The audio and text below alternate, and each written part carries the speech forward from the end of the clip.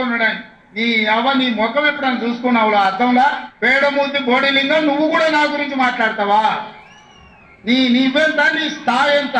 అయ్య పేరు చెప్పి బతకటోని నువ్వు, ఆంధ్రలో గుంటూరులో గుడివారిలో చదువుకున్న నువ్వు, నీకేం తెచ్చు తెలంగాణ గురించి, మా పౌరుషం గురించి? నువ్వు కాదు, మొత్తం నీ జాతినంతా తెచ్చుకో. ఎట్లా తెచ్చుకుంటావు? ఏకి రావాలనో చెప్పు. మా ఊరన్నారా, మేమన్నా మీ ఊరికి వస్తాం. ఎవడు భయపడుతుండో సంగతి తేలుస్తా. ఎందుకంటే నువ్వు కాదు కదా, నడువుకు రాయి కట్టుకొని ఆడ ఉన్న మల్లన్న సాగర్ లో దుంకి చచ్చిపోతావు. మల్లన్న సాగర్ కాకపోతే రంగనాయ సాగర్ లా మెడకు తాడేసుకొని ఊరేసుకొని చచ్చిపోతావు. చంద్రశేఖర్ రావు గారు, నన్ను గెలకకు, నేను అన్ని చూసిన. మా నాయన తిడితే కొడుకు రేషం రాదా?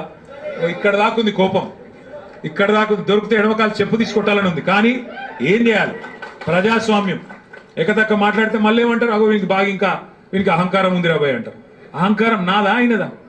నేను గుంటూరులో చదువుకున్నా అంటాడు. అరే నేను గుంటూరులో చదువుకుంటే నీకేం వచ్చింది రాబోయ్? నాకు అర్థం కాదు. అప్పుడు ఆంధ్రప్రదేశ్ కలిసి ఉండే. నేను గుంటూరులో చదువుకున్నా, మళ్ళీ హైదరాబాద్లో చదువుకున్నా, పూనాలో చదువుకున్నా, అమెరికాలో చదువుకున్నా, నేను ప్రపంచం అంతా చదువుకున్నా. నీలక చదువు సందే లేకుండా తిరగలేదు. మీ అమ్మాయి నీకు సగం తొగ చూపెట్టలేదు. నేనేం చేయాలి దానికి? నీ ఏడిపోయింది నా మీద. అవో వీనికి ఇంగ్లీష్ వస్తుంది అంటాడు. అరే నాకు వస్తే నీకేం నొప్పిరా నాయన? నేర్చుకో.